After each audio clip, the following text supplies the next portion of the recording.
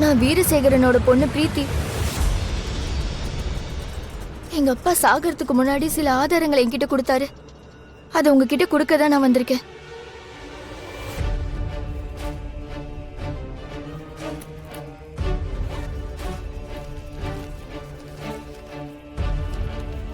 இது மட்டும் இல்ல, சில ஆடியோவும் எனக்கு அனுப்பிச்சிருக்காரு. நீ ஜானகிய கடத்தி அவளுக்கு மயக்க மருந்து கொடுத்து அவகிட்ட தப்பா இருந்த மாதிரி போட்டோ எடுத்து அனுப்பு. 25 வருஷத்துக்கு முன்னாடி எப்படி என் தம்பியை ஏமாத்தி அவனையும் அவன் பொண்டாட்டியையும் பிரிச்சியோ அதே மாதிரி இப்பவும் நடக்கணும்.